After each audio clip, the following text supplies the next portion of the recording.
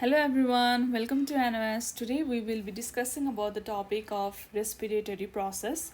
There are actually three steps involved in the respiratory process. These are inspiration, gaseous exchange and expiration. However, for the respiration to take place, there are different muscles involved in the entire process, and these are actually intercostal muscles and the diaphragm. Intercostal muscles are actually those muscles which are present in between the ribs. For instance, here we can see that these are the ribs, and in between them we have got the muscular structures, and these are actually the intercostal muscles. However, the intercostal muscles can also be classified into two types. These are external intercostal muscles and the internal intercostal muscles. Whenever we have to understand that whenever we breathe normally without any force, or whenever we are doing our daily activities and we are constantly breathing, continuously breathing and respirating, during that time the external intercostal muscles are primarily involved, and the other structure is diaphragm. Means diaphragm and external intercostal muscles are primarily involved in our breathing process.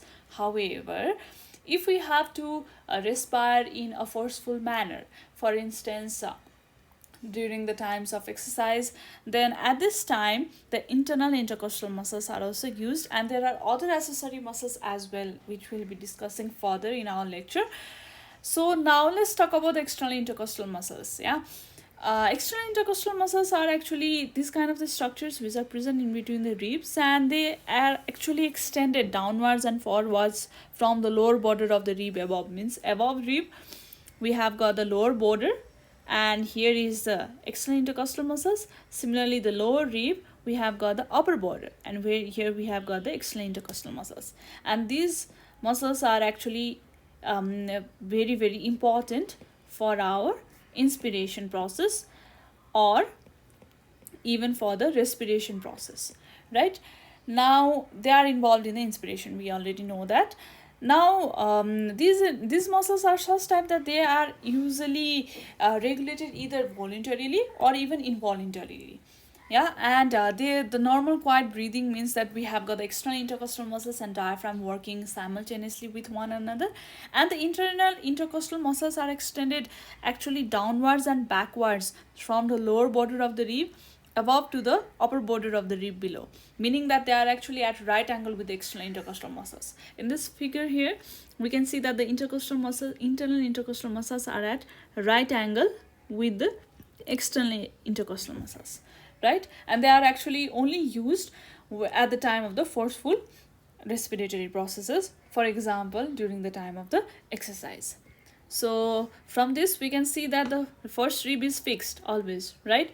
And the external intercostal muscles will have to contract in order to pull the other ribs towards the first rib. Because of this, the rib cage as a whole moves as a unit, and they are moved upwards and outwards. Because of this, there is enlarging of the thoracic cavity, meaning that whenever we inhale, our chest is upward and outward. We can feel that physically as well, and this is because of the contraction of the external intercostal muscles. And the internal intercostal, all of these intercostal muscles are actually stimulated in order to contract by the intercostal nerves. So which nerve help to contract the intercostal muscles? These are the actually intercostal nerves, right? And which muscles are primarily involved in our continuous day-to-day respiration, and how do they work is that the intercostal muscles type of the external intercostal muscles and the diaphragm are the two muscles primarily involved in our day-to-day continuous respiratory process, and they have to contract in order to pull our chest upward and outward so that their volume increases. And why, we will discuss this further.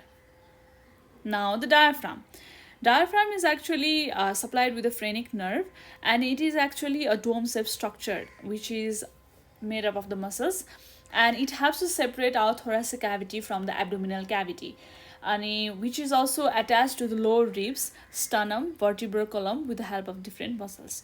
So this is the dome-shaped structure. We can see that this is actually dome-shaped, and they have to separate from the thoracic cavity. This is upward is the thoracic cavity, and this downward is the abdominal cavity, and it helps to separate these two structures from one another.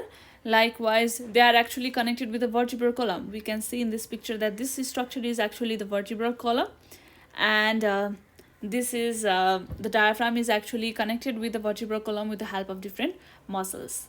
Now further, we can see here that there are different structures in diaphragm. For instance, here we have got the 𝘂𝗶𝗹𝗹 process.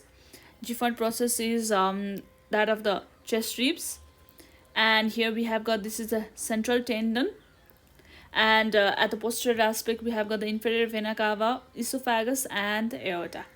Yeah, more than these structures, we need to remember these three structures: the 𝘂𝗶𝗹𝗹 process of the sternum and the central tendon. Central tendon is primarily important because with the help of this, actually the diaphragm moves up and down based on its contraction. So whenever we are having the restful breathing process, then that is known as the diaphragmatic breathing. Along with that, during the inspiration process, both the external intercostal muscles and the diaphragm contract simultaneously, which helps to enlarge the thoracic cavity from all the sides, back, front, side to side, top to bottom, everywhere. It helps to expand the lungs upward and outward at the same time. However, only diaphragm cannot work. Diaphragm and the external intercostal muscles both have to work simultaneously in order to expand our lungs outward and upward as well. So whenever this contracts, the muscle fibers for the diaphragm certain and the central tendon is pulled downwards, meaning that whenever the diaphragm is actually contracting, so this is the diaphragm, these muscles are contracting, meaning that they are shortening, means the central tendon is also pulled downward. Because of this, the area in this thoracic cavity increases downward as well, right? So whenever this area increases, the lung volume also increases. So because of this, the lung actually expands, and this decreases the pressure in the thoracic cavity, meaning that the volume increases means pressure decreases. They are inversely proportional to one another. We can even we can also give example. For instance, if we have got an area, for instance, we have got a circle here, and inside we have got the volume of air. They are compact, but suddenly because of certain expansion, the volume of this circle area increases, meaning that the air inside it, its pressure decreases, because now they are sparsely located, not compact and attached with one another, right? So here the pressure is down, here the pressure is up. Because of what? Here the volume is very, very up, here the volume is very, very down, right? No, sorry. Here the volume is very, very down, here the volume is small, so pressure is up. Here the volume is up, means pressure is now down. Now furthermore, we can see that there are other muscles as well involved in this process. For instance, the accessory muscles. The accessory muscles are used for extra respiratory effort, and these are actually sternocleidomastoid muscles and the scalene muscles. These are linked with the cervical vertebrae, which helps in the rib expansion. So furthermore, we can discuss this in this figure as well. Here we have got the internal intercostal muscles and external intercostal muscles. These are located in this way. External intercostal muscles are located in this vertical position, and the internal intercostal muscles are located in this position. Yeah, and this is the diaphragm. Here the dome-shaped structure. Here we can see that this is the dome-shaped structure actually, and this is the abdominal muscles. Yeah, and here the sternocleidomastoid muscles and scalene muscles are also located. So now what happens is that during the time of inspiration, the external intercostal muscles contract, meaning that whenever this contract, then the lung volume increases, the lung expands, the chest expands. Because of this, the pressure inside the lungs decreases. So whenever the pressure inside the lungs decreases, we have to understand that the atmospheric pressure here is same. Yeah, in past what had happened was that the pressure inside the lungs was actually very high. Pressure inside the lungs was actually very high. But when the lung expanded, when the chest expanded, now the pressure inside the lung has decreased. Because of this, the pressure outside our body has increased. So we have got the law that the pressure always transfers or moves, or air always moves from the area of higher pressure to the area of lower pressure.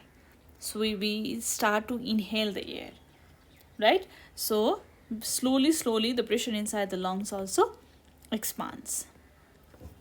So in this way, because of the chest expansion, the pressure inside the lungs becomes lower than that of the air pressure outside our lungs, that is in our environment.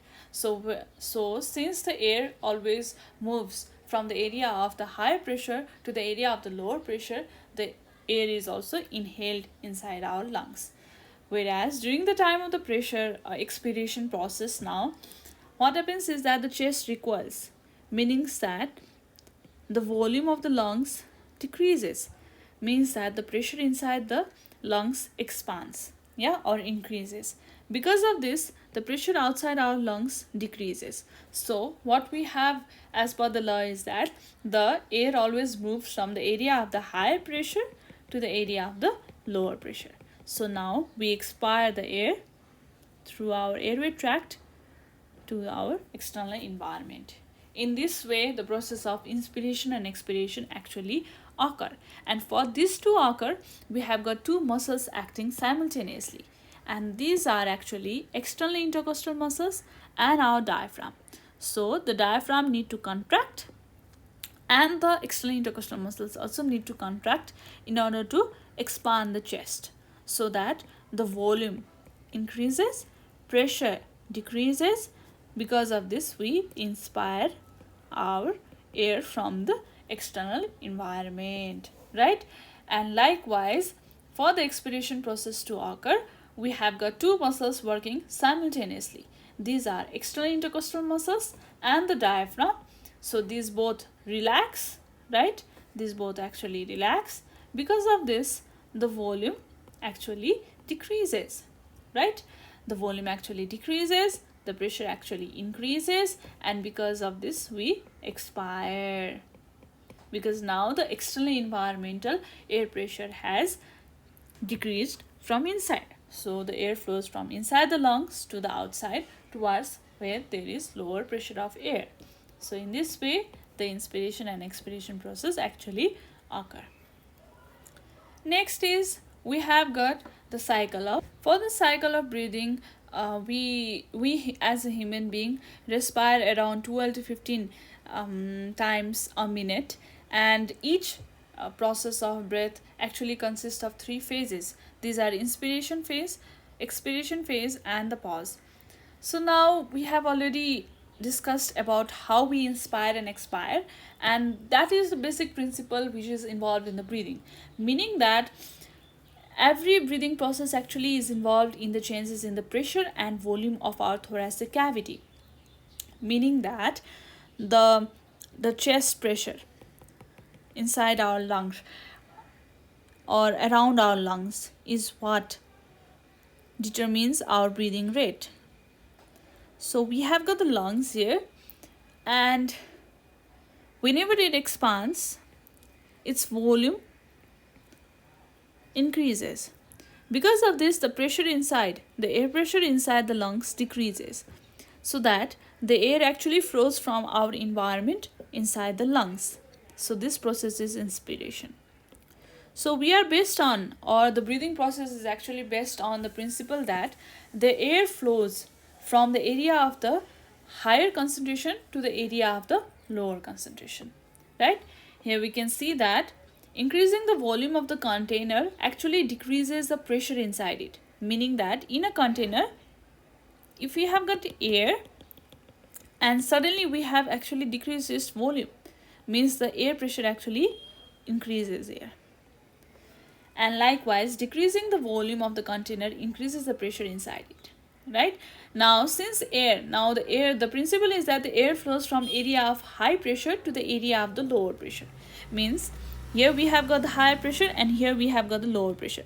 Means that the air actually flows from the area of the higher pressure to the area of the lower pressure in order to stabilize and maintain a level of equilibrium in it.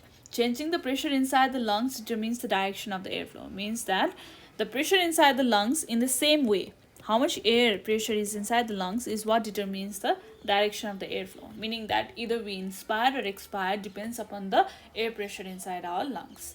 So this is the basic principle that is involved in the process of breathing. Now, in detail about the inspiration, we can see now here we have got here lungs.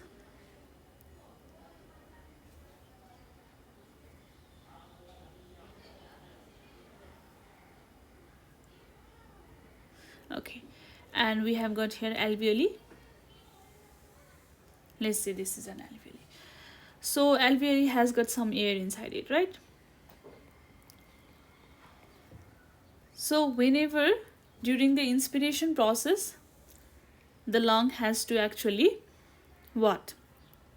Expand, right? And for this expansion to occur, we have got the external intercostal muscles and the diaphragm to contract. This contract. So whenever this contract, the pleura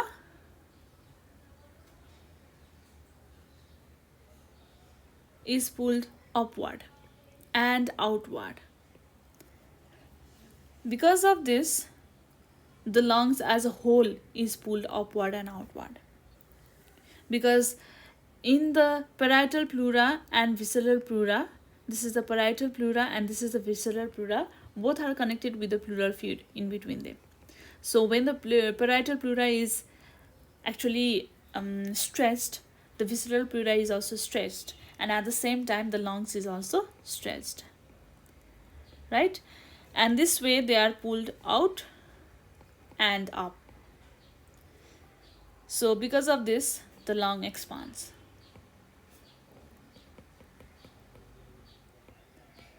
Because the lungs is pulled out and up.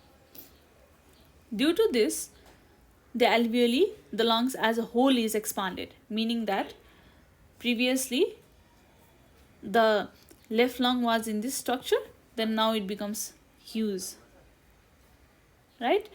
Because of being huge, the pressure inside the alveoli is also, the volume of the alveoli also increases. Because of this, the air pressure becomes sparse, so the pressure decreases. When the pressure decreases, now the atmospheric pressure is comparatively high. We know that. So in order to equalize this pressure inside the alveoli and our atmospheric pressure, we inspire air, meaning that we add the air molecules inside the alveoli. Because of this, the alveoli now becomes filled with air, and this process is actually known as the inspiration, and as a result of which the pressure actually increases inside the alveoli.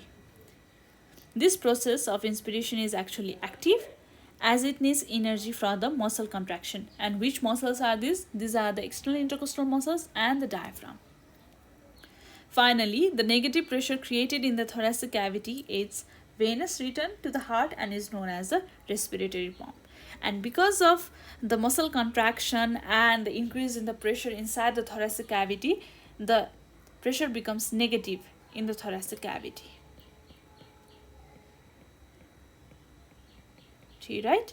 And because of this, the venous return to the heart becomes possible, and this is known as actually the respiratory pump.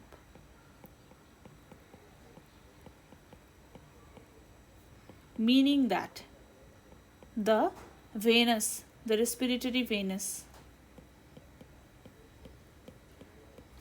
is actually carrying the oxygenated blood.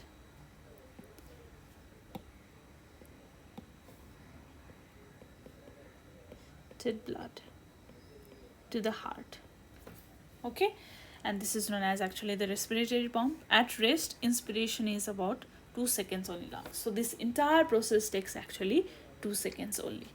So what happens is that first of all you will always need the contraction of the two muscles, that is external intercostal muscles and the diaphragm, to contract. Because of this contraction, the lungs are pulled outward and upward, because of which the lung actually expands. Because of the expansion, the volume increases, whereas the pressure decreases. And in order to equalize this internal pressure, thoracic cavity internal pressure, with our external atmospheric pressure, which is higher than that of the lungs, the air is actually inhaled inside our alveoli. Because of the inhalation of the air, the pressure actually increases, right? And because of this pressure rise in the pressure, the thoracic cavity or the pressure inside the thoracic cavity becomes negative, due to which the respiratory pump is possible, meaning that now the oxygenated blood is actually carried from the respiratory venous to our heart. And because of this, the oxygenated blood is supplied to our whole body, and this process is actually also known as the respiratory pump. So in this way, the inspiration process or inspiratory process is actually carried out, and this helps in the entire oxygenation or the gaseous exchange process to occur within our lungs, because without inhalation of the oxygen, there will be no possibility of the gaseous exchange. So in this way, the inspiration process is carried out. Now, moving on to the expiration process. So now what we have is that within our lungs, we have got the alveoli. Yeah. And alveoli has got its volume expanded, and the pressure also increased, because we have just now inhaled large amount of air inside. Yeah. And after the gaseous process has occurred, now the carbon dioxide is very high here, which we need to expel out. So what happens is that the pressure is high inside the alveoli now, whereas in our atmosphere comparatively the pressure is now low. Because we have inspired the air, the pressure has increased inside our alveoli. Because of this, comparatively in our atmosphere, we have got the pressure low of air. So what happens is that now our muscles relax. Our muscles relax, meaning that both our external intercostal muscle and our diaphragm muscle both relax. Because of this, the volume of the lung volume decreases, and eventually because of the decrease in the volume, the pressure also further rises, and because of this rise in pressure, the pressure outside in our atmosphere actually is comparatively less, and due to this, through the respiratory tract, the air is actually expelled out into our atmosphere, and in this way the expiration process occurs. Yeah. And because the lungs still contain certain amount of air inside it, yeah, despite expiration process, certain amount of air is still present inside the lungs. Why is it so? In order to prevent its complete collapse by the intact pleura. This process is actually passive. The inspiration process was actually active because they require the contraction of the muscles, but since the expiratory process requires the relaxation of the muscles, this is actually passive, and there is no any expenditure of energy in this process, and it lasts for about 3 seconds. Our inspiration process had lasted for about 2 seconds, but our expiratory process lasts for about 3 seconds only. Yeah. So now after the expiratory process, there is a pause before there is the next cycle begins. So we can also feel this, or we have been doing this for our entire lives, and we did not know that this kind of principles were actually involved and which kind of muscles were involved. So I hope that this was actually very educative and informative for you all. Now next is that there are different physiological variables which actually affect our day-to-day breathing. One of them is elasticity. So what is elasticity is that after each breath, our lungs actually have to return to its normal shape, and this is possible because of how elastic our lungs is. Means that it is able to recoil into its normal shape after each inspiration and expiration process, and there is a pause. So this loss of elasticity actually occurs when there is emphysema of the connective tissue in the lungs, which causes the forced expiration and increased effort on inspiration. Emphysema is actually the inflammation of the alveolar walls, because of which the alveoli could tend to collapse into one another because of the damage to its wall. So because of the emphysema, the connective tissue in the lungs is actually damaged, due to which the forced expiration is required, and the inspiratory effort is also very prolonged due to this loss of elasticity. Another is the compliance. Compliance is the stretchability of the lungs, meaning that we have understood that whenever the muscles contract, the lungs need to stretch, yeah, beyond its relaxed state, in order to expand upward and outward, so that the inspiration process can take place. So a healthy lung is actually very compliant and inflates with very little effort. When compliance is low, the effort needed to inflate the lungs for the inspiration to take place is greater than normal. Example, whenever there is surfactant insufficiency, and because of this, the compliance and elasticity, compliance can be decreased, and because of which the stretchability of the lungs can also be decreased. Because of this, the lungs cannot expand properly and you cannot inspire properly. So we need to understand that the compliance and the elasticity is actually two opposing forces, meaning that they are not same. Elasticity does not mean that they are very stretchable. No, elasticity means that it is the ability of the lungs to recoil into its normal shape as it was in the previous, meaning that during the inspiratory process the lungs need to expand, but after the inspiratory process is finished, it needs to recoil into its normal shape as it was before. That is the elasticity. Whereas the compliance is the stretchability of the lungs, means it is the capability of the lungs to expand. So one is to expand. Compliance means it is the ability of the lungs to expand, stretch beyond its normal volume. But elasticity means that it is the ability of the lungs to return to its normal level after the process of expansion. So these two are very very opposing forces. We know usually many students think that these two are same, but they are not. Okay, now next is the airway resistant. Airway resistance is that we have got the airway tract, and sometimes what happens is that because of the different conditions, maybe because of the contraction or the constriction of the bronchial walls, or a large amount of accumulation of large amount of secretions within them, the airway becomes resistant to the airflow, meaning that you cannot inspire and expire properly now, and more respiratory effort is required in order for the lungs to inflate, or in order to inhale the air or exhale the air. Another is the lung volumes and then capacities. During the time of normal quiet breathing, we actually breathe for about 15 times a minute, and the lungs and the air passes are never empty. Okay, they are never empty, and as the exchange of gases take place only across the walls of the alveolar ducts and alveoli, the remaining capacity of the respiratory passages is called the anatomical dead. So we know that the remaining capacity of the respiratory passage is actually the anatomical dead space, and it is about 150 ml. And we need to understand that the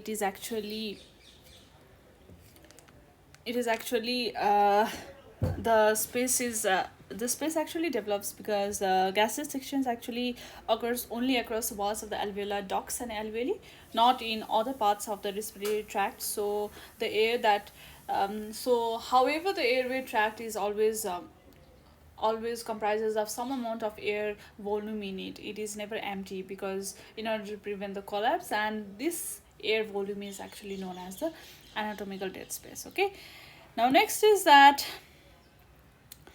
IRV is actually the inspiratory reserve volume. IC means the inspiratory capacity, functional residual capacity is FRC, ERV means expiratory reserve volume, RV means residual volume, VC means vital capacity, and TLC is total capacity. These are actually the abbreviations that are commonly used while explaining what are the different kind of the physiological variables of the breathing. So tidal volume is actually the amount of air that is passing into and outside the lungs during each cycle of breathing, and it is about 500 ml at the time of the rest. So during the time of the rest, however, how much amount of air you are actually inhaling and expiring, That's the tidal volume.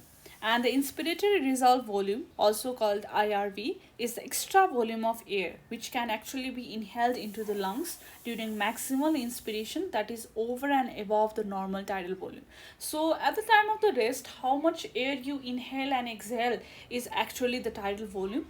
But in case of forced respiration, how much additional amount of the volume of the tidal volume is actually the inspiratory resolved volume, meaning that maximum amount of inspiration that you do during any time such that of the exercise that is above and beyond your normal tidal volume or your tidal volume, then that is the inspiratory resolved volume.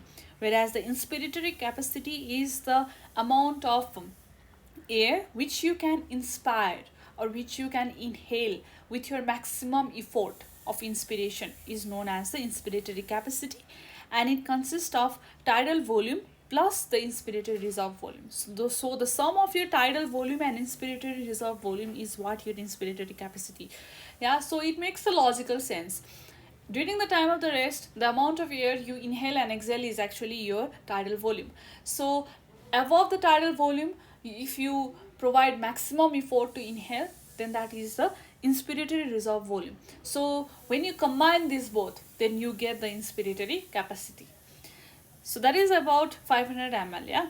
Now the functional residual capacity is actually the amount of air that remains in the air passes and the air alveoli during the end of your quiet expiration, meaning that you are at your rest. You are continuously inhaling and exhaling, and whenever you exhale at the time of the rest, not forced, right? Not forced. It is only whenever you are at rest and you are quietly inspiring, respirating, and the remaining amount of air that is present in your air passes and your alveoli after the rest type of the expiration, after you exhale air at the time of the rest, then that is the functional residual capacity. So tidal air mixes with this air, causing relatively small changes in the composition of the alveolar air. Since this functional residual capacity is actually present in your airway passes always, whenever you inhale air, means your tidal capacity, yeah, tidal air. So these both combine with one another, because of which the alveolar air composition is slightly changing from time to time. And as the blood flows continuously through the pulmonary capillaries, this means that exchange of gases is not interrupted between the breaths. Yeah, between the breaths there is the pause. During that time as well, there is no interruption for the exchange of gases. So this preventing moment to moment changes in the concentration of the blood gases. So that's why now the moment to moment. So if there was no, so logically we can see that if there was no actually air present in your air passes or alveoli after each expiration, then each inspiration air that you inhale would be very different from that of the previous one, no? Yeah, it would be very kind of like different from the previous one. So because of this, there would be moment to moment changes in the concentration of the blood gases, because the gaseous exchange is occurring continuously without any pause, but our respiration has that pause for the lungs to recoil into its shape. So in order to prevent that, we have got the functional residual capacity, because of which the air passes always has certain amount of air in it that was present previously, because of which there is mix of air, the new air and the old air both are mixed, and due to this, complete change of completely new air is not present in the alveoli, but rather the similar to that of the past one, because of which the concentration of the blood gases does not change ekdamai rapidly. The functional residual volume also prevents collapse of alveoli on expiration. We have already discussed this. Because of certain amount of air present in our airway, it is constantly expanding and relaxing, contracting, again expanding, again contracting. So for this process to occur, there should be certain amount of barriers between the walls, right? If there was no presence of any barriers between the alveolar walls, then they would contract and expand, but during a certain time of contraction, they could collapse with one another. But in order to prevent that, we have got certain amount of residual air there present, the known as the functional residual capacity. And because of that air, there is no collapse of the walls in the alveoli at the time of expiration especially. Now, expiratory reserve volume is the largest volume of air that can be expelled from the lungs during maximal expiration. So you are forcing your expiration, and maximum amount of air that can be expelled out is your expiratory reserve volume. Whereas the residual volume is, it cannot be directly measured because after any forced respiration, the amount of air that is present in your airway tract is what that is the residual volume. So that's why it cannot be directly measured, because it is always present in your lungs or in your airway tract or within your lungs or alveoli. So next is the vital capacity. This is the maximum volume of air which can be moved into and out of the lungs. So vital capacity is the sum of actually your tidal volume. Tidal volume is the amount of air that pass into and out. So the vital capacity is actually the maximum volume of air that can be moved into and out of the lungs. Yeah. So tidal volume, we should not confuse it with the tidal volume. Tidal volume is actually the amount of air that passes into and outside our lungs at the time of the rest. It does not have any maximum amount of effort or forced respiration, but during the time of the forced respiration, the maximum amount of volume that can be moved into and outside our lungs is actually vital capacity. So vital capacity is actually the sum of the tidal volume, our inspiratory reserve volume, and our expiratory reserve volume.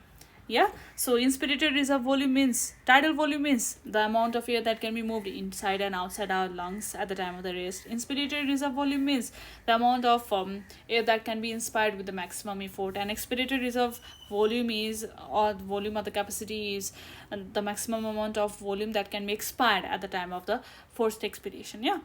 So in this way, the vital capacity is actually the maximum volume of air that can be inhaled or exhaled from the lungs. So now the total lung capacity is actually the maximum amount of air the lungs can hold in a human body. In an adult average build, this is about 6 liters, and the total lung capacity is actually the sum total of vital capacity, means this vital capacity, and the residual volume. Residual volume means the volume of air that is actually present in our airway tract and lungs after the time of the expiration or respiration process. Yeah, forced expiration process. Now, however, even after forced expiration, residual volume of air still remain within the lungs. We should never forget that certain amount of volume is actually present inside our lungs even after we perform forced expiration, and this cannot actually be measured, and this is also known as kind of like the dead space. So these are actually the physiological variables affecting breathing, and we need to better understand this in order to better have information on what kind of volumes or what amount of volume is actually present in our airway tract and our inspiration and expiration process. Okay, now next is the gaseous exchange, one of the most important one, and why all of this description is needed, or all of this process is needed in our human body, is that to carry out the gaseous exchange, because only through the gaseous exchange can our body cells and tissues obtain the oxygen, which is very, very important to carry out various metabolic functions in our body. So what happens is that there is a principle that atmospheric air or pressure decreases with the height. Yeah, so whenever we go up from the sea level, the atmospheric air and the pressure decreases. And as we have already known that the atmospheric air pressure is very important to carry out our inspiration and expiration process, because based on this atmospheric air pressure and compared to our lung pressure is what the expiration and inspiration process is continuously carried out, and the flow of air inside our lungs is regulated. So atmospheric pressure is equals to the mixture of gases. Yeah, and each gas in the mixture actually exerts a part of the total pressure that is proportional to its concentration, and this is known as the partial pressure, meaning that in our atmosphere, for instance, we have got this air.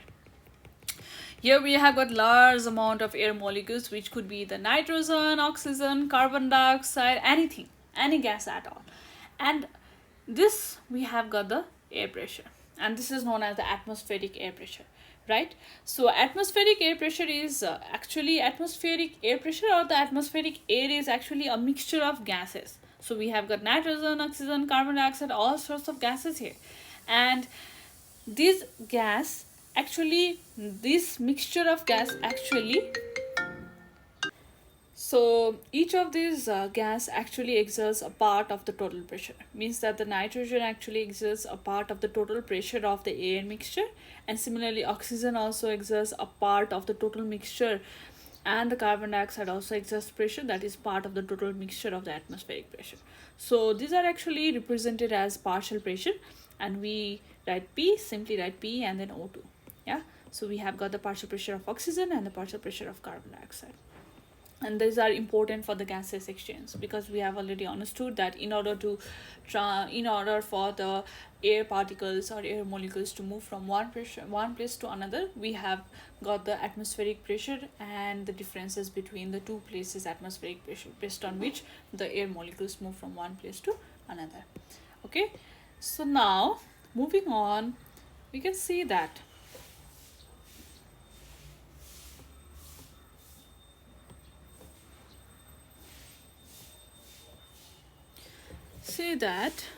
the change in this pressure is what causes the gaseous exchange. So except oxygen and carbon dioxide, others partial pressure remains same inside our lungs and airway tract, especially alveoli, because that's where the gaseous exchange occur. So the partial pressure of the other gases such as nitrogen or even other kind of the gases also, their partial pressure remains same in our alveoli. Yeah, but the oxygen and carbon dioxide are the only two gases whose partial pressure actually changes within our alveoli. Because of this, the gaseous exchange is possible. So other gases do not exchange, but only oxygen and carbon dioxide changes. Why? Because of the change in their partial pressure. So now, the types of respiration. There are actually two types of respiration. One is the external and one is the internal.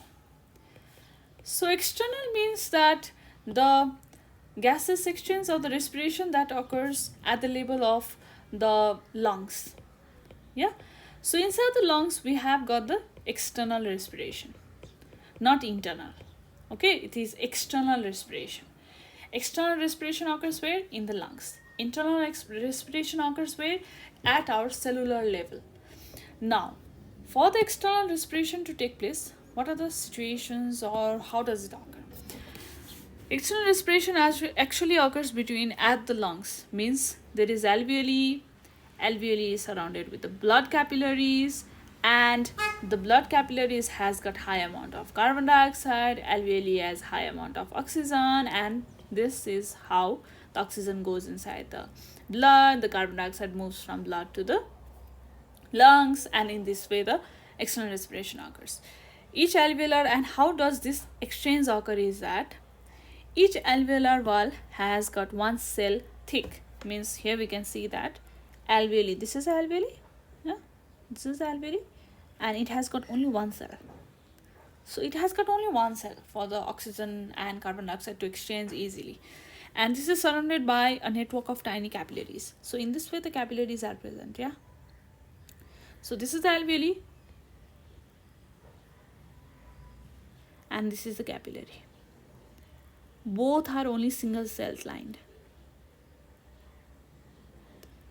This also, even the wall of the capillaries as well. So venous blood arriving at the lungs. So in this way the venous blood arrives. So venous blood arrives in this way, and the air is present here. So the air is present here, right? And the venous blood is here. So now what happens is that, so in the venous blood, we have got very high amount of carbon dioxide. So here the carbon dioxide is very high, right, in the venous blood. But in the alveolar air, what do we have high? Is oxygen. Oxygen is very high in the alveoli. So we can see that the carbon dioxide diffuses from the venous blood down its concentration gradient into the alveoli until equilibrium with alveolar air is reached. So what happens is that we have got very high amount of carbon dioxide in venous blood and very low amount of oxygen is in venous blood. So in the alveolar air, we have got very high amount of oxygen. So what principle we have learned is that the atmospheric air molecules or any air molecules actually transforms from which area to which area, from higher pressure area or higher concentrated area to the lower concentration area. So we have got carbon dioxide high here in the venous blood, but we have got carbon dioxide very low in the alveolar, very low, okay, very low in the alveolar air. So what happens is that the carbon dioxide actually exchange or carbon dioxide actually transforms through this cell into the alveolar air. Means carbon dioxide comes from the venous blood into the alveolar air in this way. Why? Because the pressure is high here in the venous blood and the pressure is low in the alveolar air of carbon dioxide. Because of this, from the higher pressure area to the lower pressure area, here comes the carbon dioxide. Likewise, in the very similar kind of the way, the carbon dioxide can be found high in which area? The carbon dioxide is, the oxygen is actually very high in the alveolar air, and the oxygen is very low in the venous blood. Because of this, from the higher concentration area to the lower concentration area goes the oxygen. So now the oxygen goes from which? The alveolar air area to the venous blood. So now the blood has what? The blood is oxygenated and it has got high amount of oxygen, whereas the air has got high amount of carbon dioxide in the alveoli. So in this way, the oxygen and carbon dioxide actually diffuses, and because the capillaries has very slow diffusion process or slow flow of the blood leaves the alveoli capillaries, the oxygen and the carbon dioxide concentrations are in equilibrium with those of the alveolar air, and in this way actually the gaseous exchange occur. For the detail we can see in this picture. Okay, this is the carbon dioxide movement, yeah, this is the oxygen movement, and this is the respiratory membrane. Okay, so here we can see there are different membranes here. One is the capillary membrane, this is the capillary membrane, this is the capillary membrane, this is the alveolar membrane, right? From this we have got oxygen coming from the alveolar air into the capillary blood, and the carbon dioxide going from, okay, oxygen is coming from alveolar air to the capillary blood, whereas carbon dioxide is going from the venous blood into the alveolar air, and in this way the gaseous exchange occur. And for this process to occur, the partial pressure has very high role, has very high or the important role, because based on the partial pressure is how the oxygen molecules and the carbon dioxide molecules transforms from one place of higher concentration or higher pressure to the area of the lower pressure, right? So here we have got oxygen only has got the 5.3 partial pressure. Oxygen in the alveolar air has 13.3 partial pressure. So it has got the high pressure. From the area of the high pressure it goes to the area of the lower pressure. Similarly, carbon dioxide has got 5.8 partial pressure, and in the alveolar air we have only got the 5.3 partial pressure. So the carbon dioxide moves from area of the higher partial pressure to the area of the lower partial pressure. In this way, simply in this way, we have got the gaseous exchange process covered. Okay, so in this way it occurs. This is the area of the external respiration. External respiration only occurs at the level of the lungs, okay, not other body parts, only at the lungs. Now the internal respiration. Internal respiration actually occurs in our cellular level, cellular or tissue level. Okay, so this is where the oxygen is provided to different body parts so that they can carry out their different kind of the metabolic functions. Here also the partial pressure has role. Always remember that pressure cells or oxygen transfer from high concentration or pressure to lower pressure. Always remember this. So what happens here is also that, look at this, in the blood we have got oxygen partial pressure of 13.3, right? In the tissues, these are the cells, okay, this is the capillary, this has got blood in it. So now we have got the oxygenated blood is coming to the tissues or cells. The oxygen has 13.3 partial pressure, whereas in the cells we have only got 5.3 partial pressure of the oxygen. So what happens is that from the area of the higher pressure to the area of the lower pressure goes the oxygen. Likewise, the carbon dioxide in the tissues is 5.8, right? Whereas in the blood we have got 5.3. Means this is the area of the high pressure and this is the area of the low pressure. Means the carbon dioxide moves to the blood. And in this way, the oxygenated blood supplies oxygen and the blood finally becomes deoxygenated. And this blood again moves to where? This blood again arrives here. That has got higher amount of carbon dioxide. And then again it gets oxygenated and again the blood arrives at the cell, and in this way continuously the process occurs in our body every day, every time, every few seconds and minutes in order to provide oxygen that is needed to carry out different metabolic functions in our body. So in this way the carbon dioxide and oxygen diffusion process is carried out. So what happens is that in order to transport the oxygen or the carbon dioxide to different body parts and to take from the cells to again to the lungs and from lungs to again to the cells, the cycle from lungs to cells to lungs, the blood, it goes, oxygen and carbon dioxide is carried through the blood, right? So there are different forms of oxygen and carbon dioxide that is carried into the blood. These are actually oxyhemoglobin and other is bicarbonate for carbon dioxide. This is for the oxygen. Oxygen is transported in the form of the oxyhemoglobin, whereas carbon dioxide is transported in the form of the bicarbonate, and some is even carried as carbaminohemoglobin and some is even dissolved in the plasma.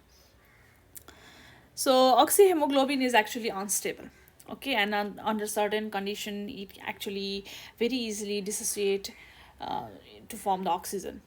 So they also act as a solution in the plasma water, and factors that help to increase the dissociation of the oxyhemoglobin into oxygen and hemoglobin is low level of oxygen levels or low pH or even raised temperature. In all of these conditions we require high amount of oxygen in our body, meaning that the cells require high amount of oxygen in their body, due to which the dissociation of oxyhemoglobin into oxygen and hemoglobin is processed. So in active tissues there is increased production of carbon dioxide and heat. This leads to increased release of oxygen. In this way oxygen is available to the tissues in greatest need, whereas oxyhemoglobin is bright red, deoxygenated blood is bluish purplish in color. Okay, now next is the carbon dioxide. So it is excreted via the lungs and it is transported by three mechanisms. There is our bicarbonates, carbaminohemoglobin, or dissolved into the plasma. Carbon dioxide level are very finely managed because carbon dioxide is primarily responsible for acid-base balance, which we will be discussing in the next class.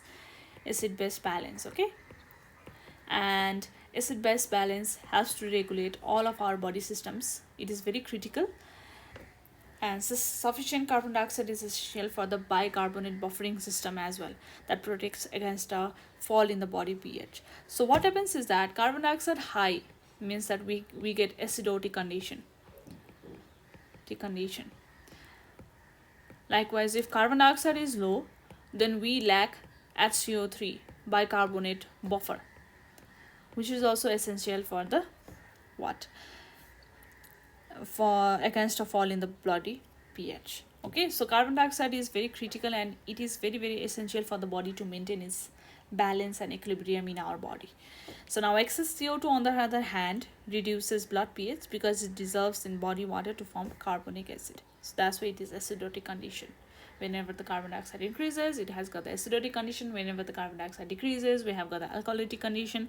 But carbon dioxide is also necessary in order to develop our bicarbonate buffering, which protects the body to fall from its body pH of normal levels.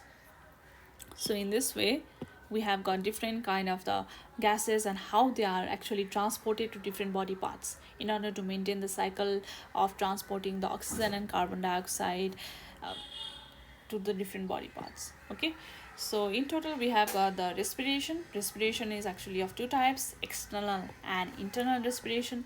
External respiration takes place at the level of the lungs, but internal respiration takes place at the level of the tissues, or even we can say cells. Yeah, so now external respiration, during the external respiration we have got alveoli, right, and we have got the capillaries, and the oxygen actually transports from the alveolar air into the blood, whereas carbon dioxide transports from the blood to the alveoli. This is the basic one, yeah, based on which is the partial pressure of oxygen and the partial pressure of carbon dioxide. We should always know that gases always transfer from the area of the high pressure to the area of the low pressure, right? Always remember that. Now next is we have got the internal respiration. Internal respiration takes place at the level of the tissues, and we have got these tissues here, right? These are the tissues, this is the blood, and we have got here high amount of oxygen, low amount of carbon dioxide in our blood. Yeah, this is the oxygenated blood, whereas in the tissues we have got low amount of oxygen and high amount of carbon dioxide. So what happens is that from the level area of the higher pressure to the area of the lower pressure, carbon dioxide moves from tissues to the blood.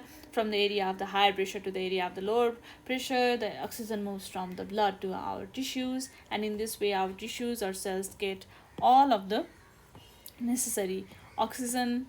Yeah, the oxygen level increases and the carbon dioxide level also increases in the blood, not in the tissues. So however, in order for this process to conduct, the oxygen and carbon dioxide should be transported via the blood to the different body parts. And what are the forms that oxygen and carbon dioxide are transported is that oxygen is mainly transported in the form of the oxyhemoglobin, whereas the carbon dioxide is mainly transported in the form of the bicarbonate, or even the carbaminohemoglobin.